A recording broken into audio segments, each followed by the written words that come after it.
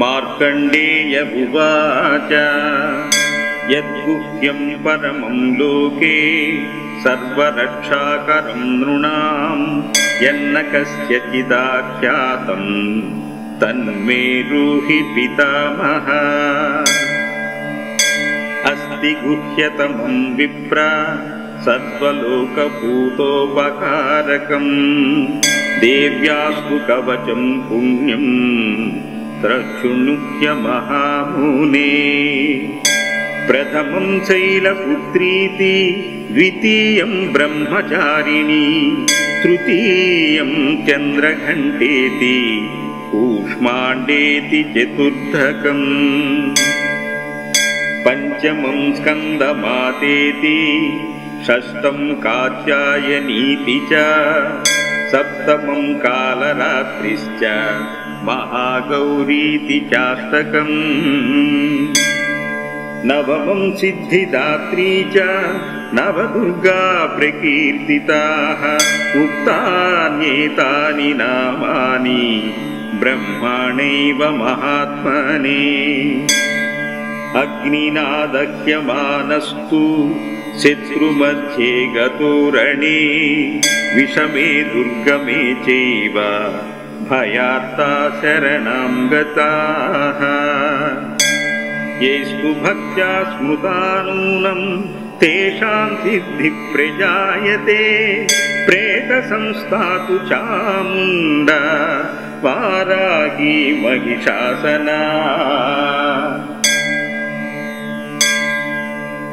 ऐन्द्री गजसमारूढा वैष्णवी गरुडासना महेश्वरी वृषारूढा कौमारी शिखिवाहना। ब्रह्मी हंस समारूढा सर्वाभरणभूषिता लक्ष्मीं पद्मासना देवी पद्महस्ता हरिप्रिया। श्वेतरूपधरा देवी ईश्वरी वृषवाहना इत्येता मातरः सर्वाः सर्वयोगसमन्विताः। नानाभरणशोभाढ्या नानारत्नपशोभिताः दस्यन्ते रथमारूढा देव्यक्रोधसमाकुलाः। शङ्खचक्रगदाशक्तिं हलं च मुसलायुधं खेटकं तोमरं चैव परशुं पाशुमेव च।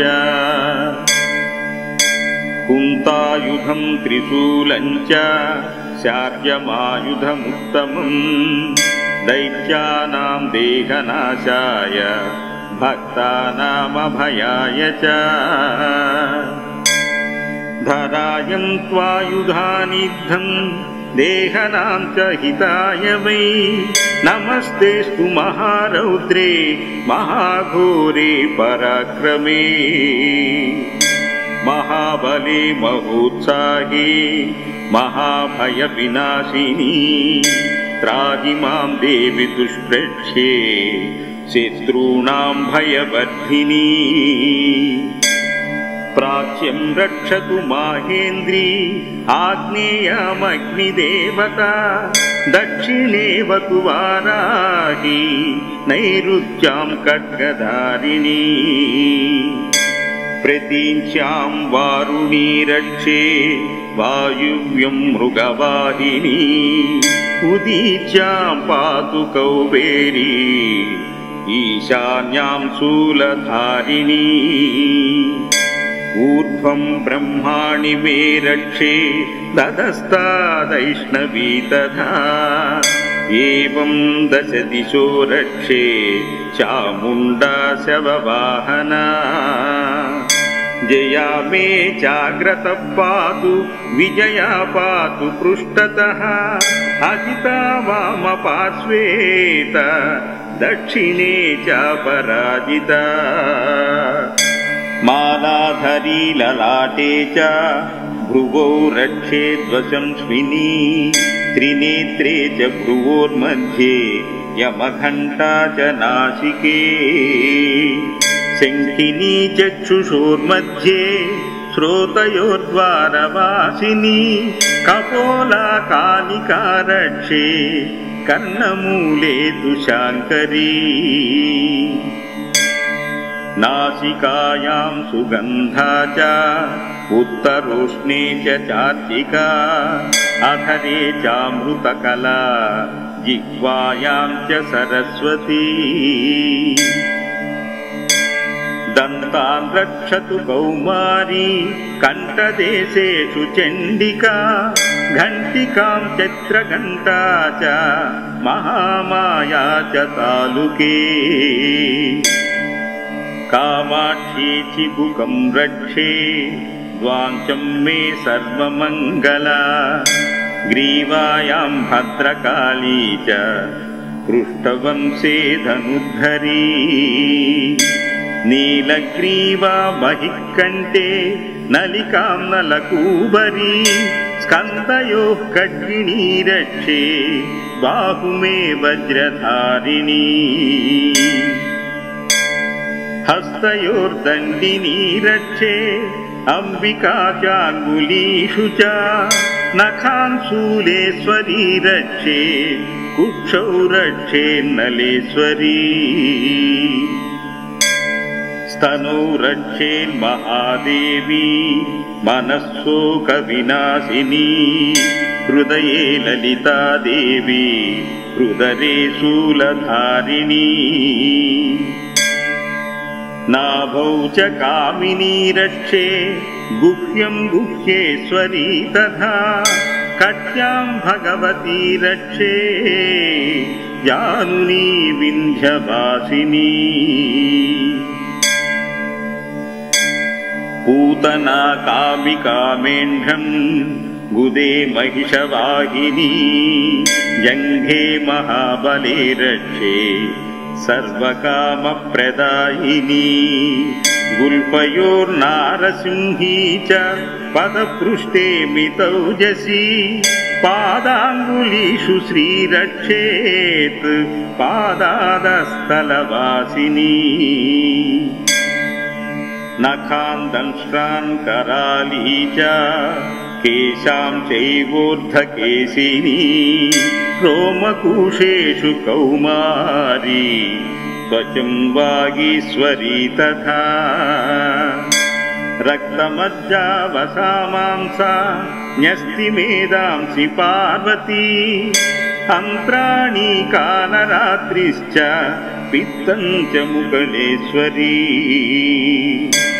पद्मावती पद्मकोणे कफे चूडमणिस्तथा ज्वालामुखी नखज्वाला मभेद्या सर्वसिन्धिषु ज्वालामुखी नखज्वाला मभेद्या सर्वसन्धिषु शुक्रं ब्रह्माणि मे रक्ष छायां चैत्रीश्वरी तथा अहङ्कारं मनोबुद्धिं रक्षन्मे धर्मचारिणी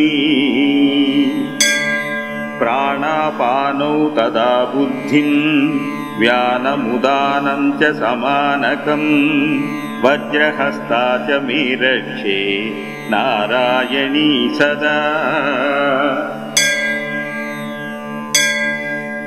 आयुरक्षतु वाराही धर्मं रक्षतु वैष्णवी यस्य कीर्तिं च लक्ष्मीं च धनं विद्यां च चक्रिणी गोत्रमिन्द्राणि मे रक्षे पशून् मे रक्ष चण्डिके पुत्रान् रक्षेन्महालक्ष्मी भार्यां रक्षतु भैरवी बन्धानं सुपथा रक्षे मार्गं क्षेमकरी तथा राजद्वारे महालक्ष्मी विजया सर्वतस्थिता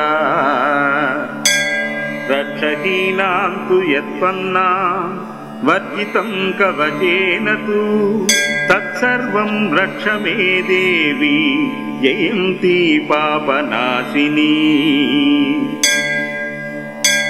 पदमेकं न गच्छेतु यदीच्छत् शुभमात्मनः कवचेनावृते नित्यं यत्र यत्रैव गच्छति तत्र तत्रार्थलाभश्च विजयः सर्वकामिकः यं यं चिन्तयते कामं तं तं प्राप्नोति निश्चितम्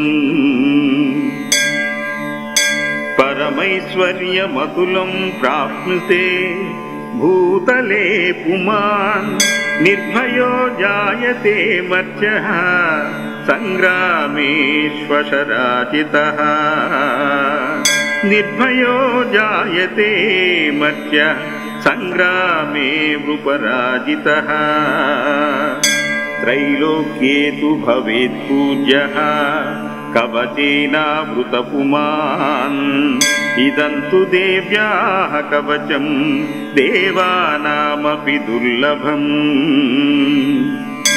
यः पठेत् प्रातरुत्थाय त्रिसन्ध्यं श्रद्धयान्विता दैवी कला भवेत् तस्य त्रैलोकेष्वपराजितः जीवेत् वर्षसहस्राङ्ग अपमृत्युविवर्जितः नश्यन्ति व्याधयः सर्वे लूता विस्फोटकादयः स्थावरं जङ्गमं चापि कृत्रिमं चापि यद्विषम् अभिचारिणी सर्वाणि मन्त्रयन्त्राणि भूतले भूचरा केचराश्चैव जलाजाश्चोपदेशिकाः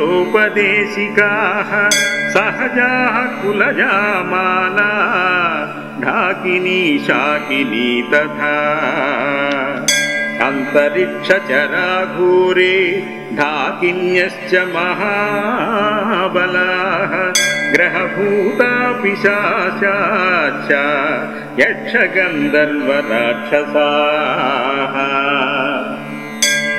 ब्रह्मराक्षसभेतालाः कूष्माण्डा भैरवादयः नश्यन्ति दर्शनात् तस्य कवचे हृदि संस्थिते मानोन्नतिभावेद्राज्ञे स्वेजो वृद्धिकरं परम् यशसा वर्धते सोऽपि कीर्तिमण्डितभूतले जपेत् सपसतीं चण्डीं कृत्वा तु कवचं पुरा यावद्भूमण्डलं दत्ते शशैलवनकाननम् तावत्तिष्ठति मेदिन्यां सन्ततिः पुत्रपौत्रकी देहान्ते परमं स्थानं यच्छुरैरपि दुर्लभम् प्राप्नोति पुरुषो नित्यं महामाया प्रसादितः लभते परमं रूपं शिवेन सह मोदते शिवेन सह मोदते शिवेन सह मोदते हरिहर ब्रह्म विरचितं श्री दुर्गा देवी कवचं सम्पूर्णम्।